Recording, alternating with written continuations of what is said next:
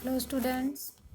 हमने कल जो दो बैलों की कथा का एक पार्ट हमने पढ़ लिया था, तो उससे आगे का चैप्टर हम पढ़ते हैं।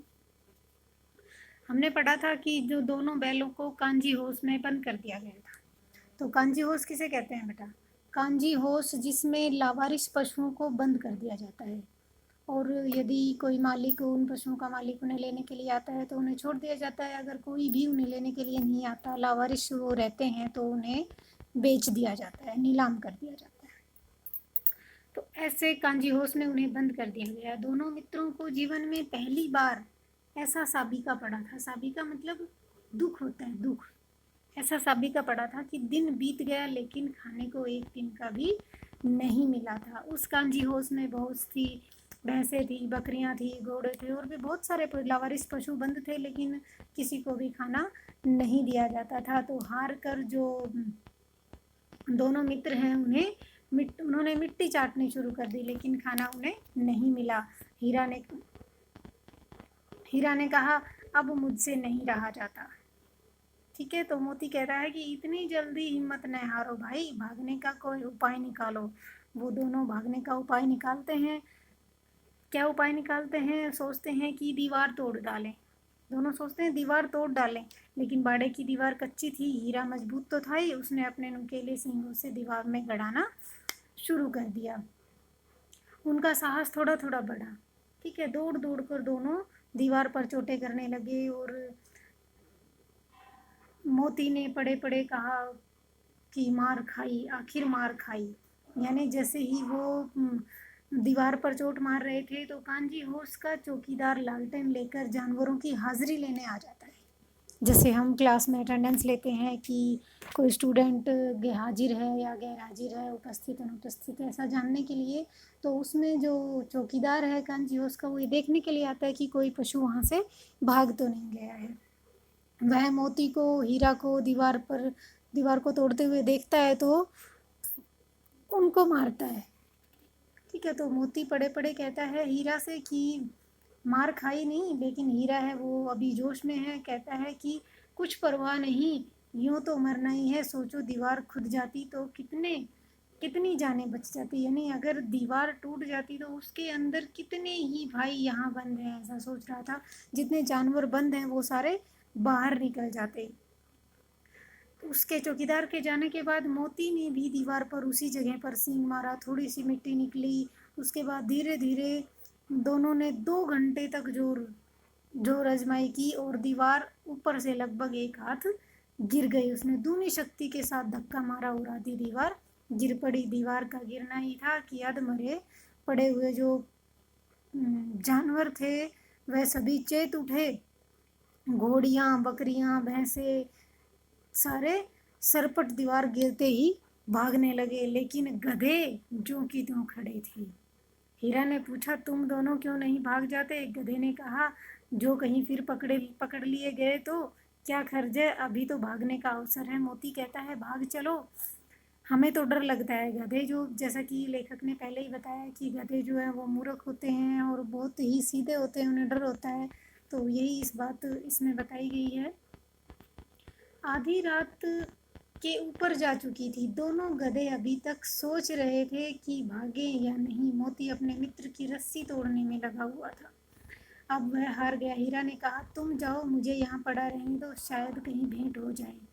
मोती आंखों में आंसू लाकर कहता है कि इतने स्वार्थी समझते हो मुझे? क्योंकि जो दोनों मित्र थे वो आपस में स्वार्थी नहीं थे, एक दूसरे को छोड़ना नहीं चाहते थे। तो हीरा ने मोती से कहा, बहुत मार पड़ेगी, लोग समझ जाएंगे तुम्हारी शरारत है।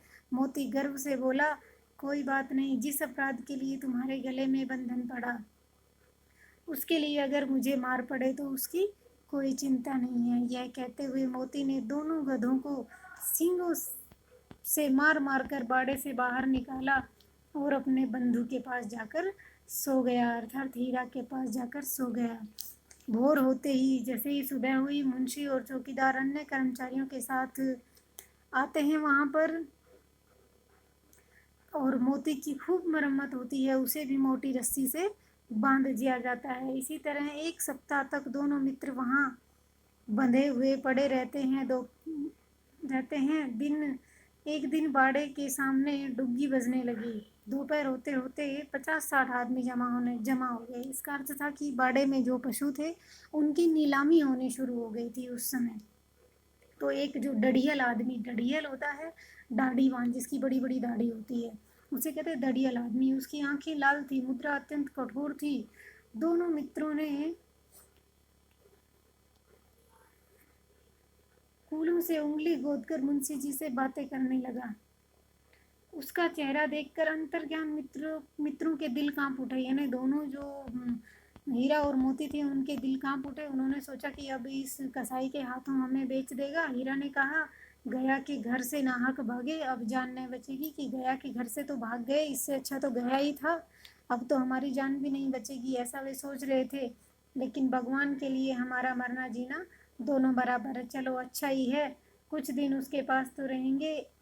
एक बार भगवान ने उस लड़की के रूप में हमें बचाया, क्या अब नहीं बचाएंगे? भगवान से प्रार्थना करते हैं कि जब गया के घर गए थे तो उस लड़की ने उनकी रस्सी खोल दी थी, भागने में मदद की थी। तो सोच रहे हैं कि उस समय उस लड़की ने हमें बचाया था, तो भगवान अब भी हमें किसी न किसी रूप में बचाएगा।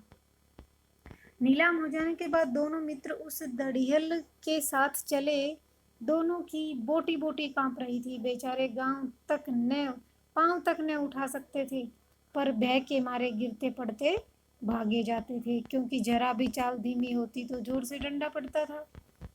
राह में गाय बैलों का एक रेवड़ हरी हरी घास चरता हुआ नजर आया। सभी जानवर प्रसन्न थे, कोई उछल रहा था। ये सब देखकर उनका मन बहुत दुखी हुआ। सहसा दोनों को ऐसा मालूम हुआ कि यह राह परिचित है, यानी यह जो रास्ता है वो परिचित है, यानी जाना पहचाना है। उन्हें रास्ता जाना पहचाना लगा।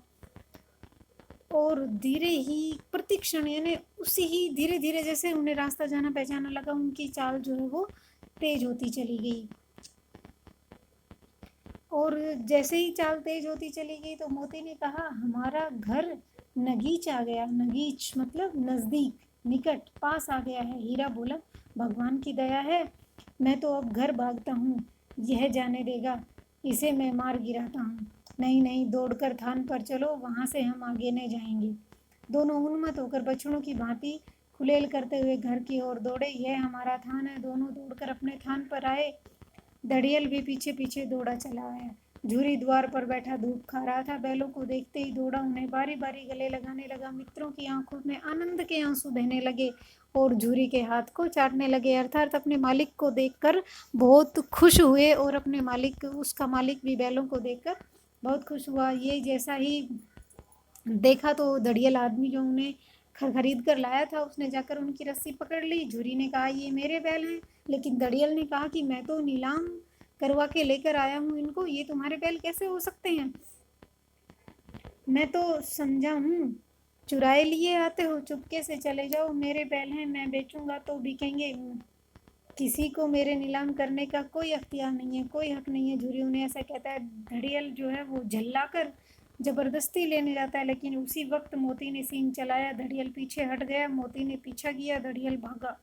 अर्थात मोती और हीरा ने दोनों ने मिलकर जो घड़ियल आदमी था, दाढ़ीवान जो आदमी था, उसको भगा दिया।